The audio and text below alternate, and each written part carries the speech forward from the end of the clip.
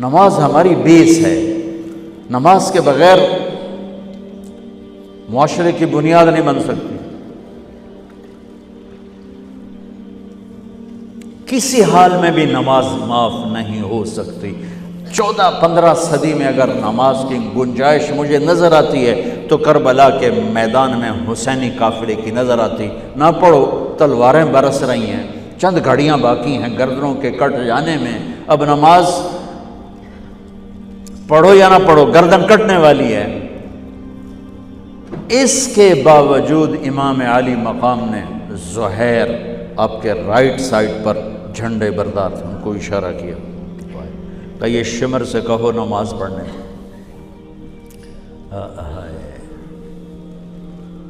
تو انہوں نے آگے بڑھ کے کہا نماز پڑھنے دو، تھوڑی دیر کے لیے رک جاؤ۔ وہ کہنے لگا ہماری تلوار نہیں رکے گی۔ انہوں نے آ کر کہا یہ جواب ہے۔ امام عالی مقام نے فرمایا پھر نماز بھی نہیں چھوٹے گی۔ جی میٹنگ تھی، نماز یاد نہیں رہی، میٹنگ بڑی لمبی ہو گئی، نماز چھوٹ گئی، سارے دروازے بند کر دیے۔ حالانکہ اللہ کی قسم اگر یہ قافلہ نماز نہ بھی پڑھتا تو ان کے لیے جنت کے دروازے کھل چکے تھے، چونکہ جنگ سے پہلے آنکھ لگی، آنکھ کھلی تو مسکرائے۔ تو بہن نے پوچھا یہ کوئی ہنسنے کا وقت ہے؟ موت سر پہ کھڑی، کہنے لگے یہی تو ہنسنے کا وقت ہے، خواب میں اللہ کے نبی آئے ہیں، کہہ رہے ہیں بیٹا میں لینے کے لیے آ چکا ہوں۔ پھر نماز نہیں چھوڑی تو پی آئی اے والا کہہ سکتا ہے کہ جو میں جہاز اڑا رہا تھا نماز چھوڑ گئی۔ ارے بھائی پوچھو علماء سے سفر میں کیسے پڑھنی ہے، آسانی کر دی، چھوٹی کر دی، معافی نہیں ہے۔ اگر معافی ہوتی تو اس حسینی قافلے کو ہوتی۔ آدھے نماز پڑھو آدھے جنگ کرو۔ اب تو 1440 ہجری ہو چکی ہے، 1440 سال میں سب سے خوبصورت نماز جو پڑھی گئی کربلا کے میدان میں پڑھی گئی، سب سے خوبصورت سجدہ جو کیا گیا کربلا کے میدان میں کیا گیا۔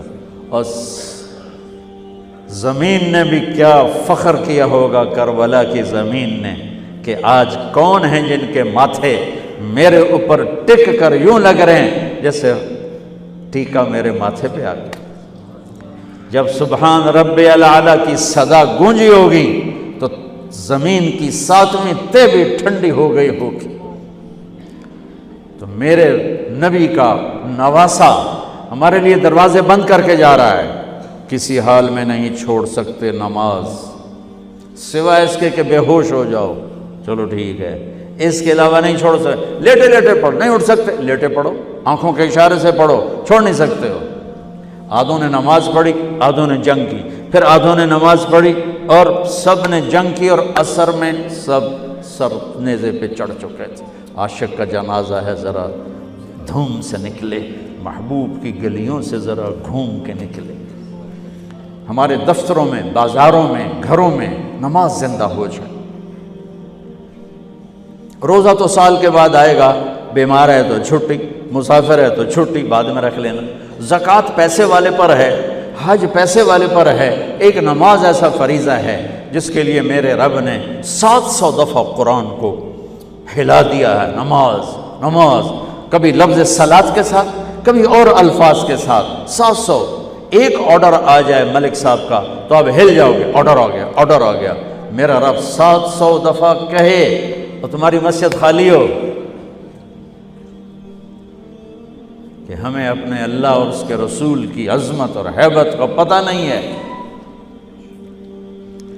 نماز کے بعد زندگی اگر ساری نماز بنانا چاہتے ہیں، نمازیں کتنی ہیں بھائی بولو؟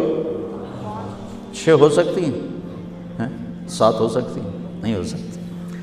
اگر ساری زندگی نماز بنانا چاہتے ہو کہ میری پوری زندگی نماز بن جائے، چاہے میں آفس میں ہوں، چاہے میں جوڑیا بازار میں ہوں، چاہے میں جہاز اڑا رہا ہوں، چاہے کھوتا ریڑی،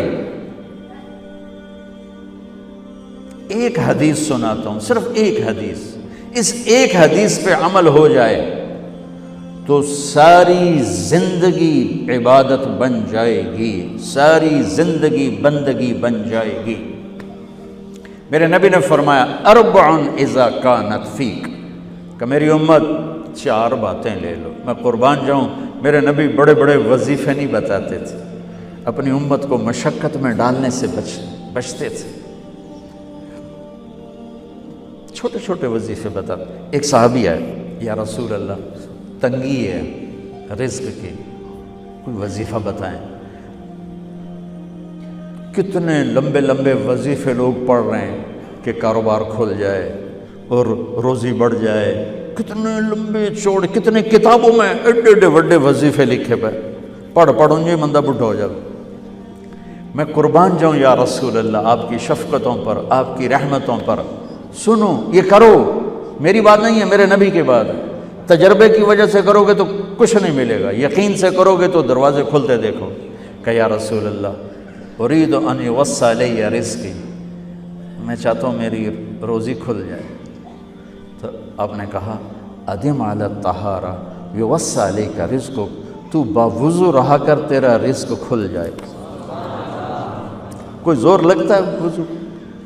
تمہارے ہاں تو سردی ہوتی ہی کوئی نہیں کہ بھئی ٹھنڈا پانی ہے کیسے وضو، یہ تو ہمارے لیے مسئلہ ہے کہ بھئی ٹھنڈا پانی ہے کیسے وضو کرو۔ وہ ہمارے گاؤں کا مراسی مجھے مل گیا، میں نے کہا چل نماز پڑھے گی، نہیں جی میاں جی سردی بڑی، نہ لے جاؤں سردی بڑی، مراسیوں کو سردی زیادہ لگتی۔ میں کہا نہیں آج تک نماز پڑھا کے چھڑنا ہے۔ میں اس کو لے کے جب وہ ٹوٹی پہ بیٹھا نا، جو ہی ہاتھ پہ اوہ حالے ہو ٹھنڈا پانی، اوہ حالے ہو ٹھنڈا پانی۔ تمہارے لیے تو یہ مسئلہ بھی نہیں کہ ٹھنڈا پانی۔ میرے نبی کی یہ سارا مجمع لے لو، یہ اوپر مستورات لے لیں۔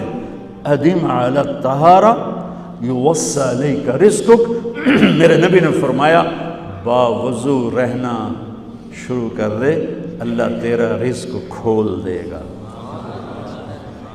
اب یہ اللہ رسول کی آپس کی بات ہے، تو میری بات ہوتی تو دیوار پہ مار دو، تجربہ کرو۔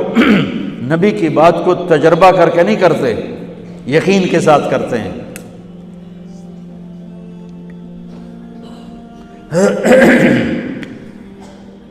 ادم علی الطہارہ یوسع علیک رزقک، باوضو رہا کر۔ اچھا باوضو رہنے کے اور فائدے، اللہ پیار کرتا ہے، شیطان ڈرتا ہے، اور وضو ہوگا تو نماز آپ ہی پڑھی جائے گی، چلو یار وضو ہے 4 فرض ہی پڑھ لو گی۔ ایک دفعہ شیطان آیا ہمارے نبی سے ملنے، تو آپ نے اس سے پوچھا تیرے دشمن کتنے؟ کہنے لگا 15۔ آپ نے فرمایا کون کون ہے؟ کہنے لگا پہلے تو تھوڑا ہی نمبر ہے، پہلا نمبر تو تھوڑے نال میرا لگو ہے۔ پھر کہنے لگا وہ مسلمان جو 24 گھنٹے باوضو رہتا ہے وہ میرا بڑا دشمن ہے۔ جو باوضو رہتا ہے اور باوضو سوتا ہے، ایک فرشتہ اس کے لیے بندگی کا ثواب لکھتا رہتا ہے۔